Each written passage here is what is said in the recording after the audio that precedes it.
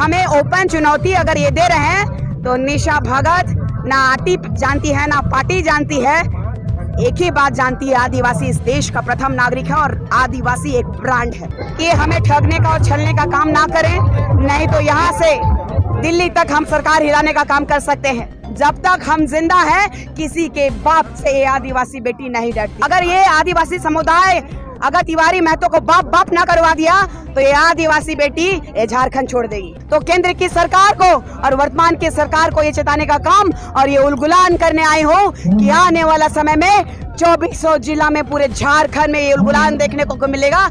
इसीलिए ललकारो मत, नहीं तो ऐसा नंगा करूंगी कि इस झारखंड राज्य में रहने लायक नहीं रहोगे। मैडम, एक सवाल और है कि मांडू के विधायक जो है रेल के पटरी में सोकर विरोध प्रदर्शन जाहिर किए थे और एक तरफ आप लोग कह रहे थे कि जहाज को रोक देंगे, आप लोग को कहाँ दिखा वो सर?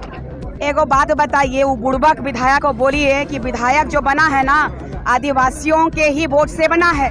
अन्य विधायक के रूप में जरा मैं तो उनकी माँ की गाली देने वाला का संस्कार क्या होगा, चाल चरित्र क्या होगा। हमारे बारे में जो अफवाह फैला रहे हैं उनके लिए भी सुप्रीम कोर्ट ने बहुत बढ़िया गाली देने वालों के लिए 1989 एक्ट जो है SC/ST एक्ट लग चुका है। तो इतना फड़फड़ाइए मत, आदिवासियों को गाली दे देना इतना आसान नहीं होता है। इस वक्त मेरे साथ बातचीत करने के लिए आदिवासी अध्यक्ष निशा भगत जी है, उनसे बातचीत करते हैं और जानने की कोशिश करते हैं कि आखिरकार क्यों नहीं ST दर्जा में सूचित क्यों नहीं शामिल होने दे रहे आप लोग? लोगों की मांग है।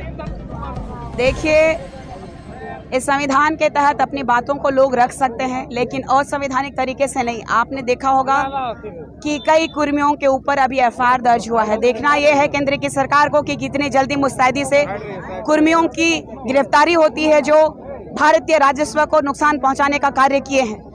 ये देखना यह है कि एक तरफ केंद्र की सरकार जो है हमें आश्वस्त कर रही है और दूसरी तरफ यहाँ के राज्यपाल महोदय उन्हें एंटरटेन करने के लिए कुर्मियों के कार्यक्रम में जा रहे हैं। इससे साफ पता चलता है कि महामहिम राज्यपाल महोदय जो कुर्मी समुदाय के उपजाति में आते हैं, और सबसे बड़ी बात है कि हमें ठगने का और छलने का काम ना करें, नहीं तो यहाँ से दिल्ली तक हम सरकार हिलाने का काम कर सकते हैं। चूंकि आदिवासियों का लोकसभा सीट में लगभग 102 सीट है, हमने कभी आवाज नहीं उठाई है।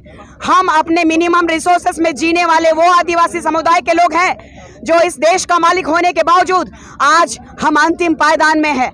तो केंद्र की सरकार को और वर्तमान की सरकार को ये चेताने का काम और ये उलगुलान करने आई हूँ कि आने वाला समय में 2400 जिला में पूरे झारखंड में ये उलगुलान देखने को मिलेगा कि हमारी आस्था, हमारी संस्कृति, हमारी परंपरा और आदिवासियत से खिलवाड़ करोगे तो उसका नतीजा बहुत बुरा परिणाम होगा। ये आदिवासी 5th शेड्यूल का क्षेत्र है। हम यहाँ झारखंड को राजस्थान नहीं बनने देंगे, राजस्थान का मीना नहीं बनने देंगे कुर्मी को, और हम इसका विरोध लगातार करेंगे जब तक हमारी सांस है, जब तक हम जिंदा हैं किसी के बाप से ये आदिवासी बेटी नहीं डरती है। मैडम, एक सवाल और है कि मांडू के विधायक जो है रेल के पटरी में सोकर विरोध प्रदर्शन जाहिर किए थे और एक तरफ आप लोग कह रहे थे कि जहाज को रोक देंगे, आप लोग को कहाँ दिखा वो सर?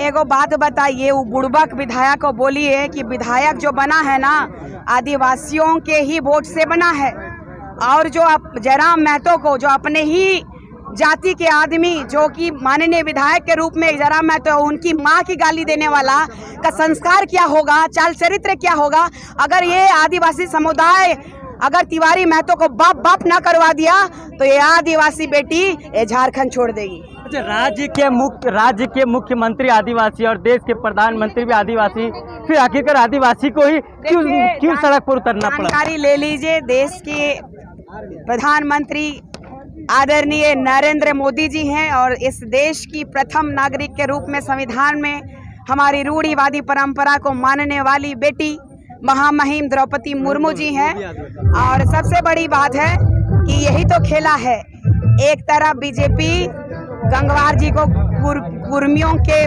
प्रोग्राम में भेज रही है और गंगवार कौन होते हैं, कुर्मियों की उपजाति होती है, और एक तरफ हमें ओपन चुनौती अगर ये दे रहे हैं तो निशा भगत ना आटी जानती है ना पार्टी जानती है, एक ही बात जानती है, आदिवासी इस देश का प्रथम नागरिक है और आदिवासी एक ब्रांड है। अच्छा, टाइगर जयराम महतो पूछ रहे हैं कि निशा भगत जी क्या है कि क्रिश्चियन है कि आदिवासी है, पूछ रहे सर। तो उनको बोलिए, पूछिए कि जाकर के मेरा डीएनए चेक करे और हमारे बारे पता कर ले। हमारे बारे में जो अफवाह फैला रहे हैं उनके लिए भी सुप्रीम कोर्ट ने बहुत बढ़िया, गाली देने वालों के लिए 1989 एक्ट जो है SC/ST एक्ट लग चुका है। तो इतना फड़फड़ाइए मत, आदिवासियों को गाली दे देना इतना आसान नहीं होता है। मेरी परवरिश से अगर आपको दिक्कत है तो मेरे बाप से जाके पूछिए हम किसकी बेटी है। और मेरा पूरा समाज जब कह रहा है कि समाज की बेटी है, तो तुम कुर्मी कहने वाले कौन हो कि किसकी बेटी है?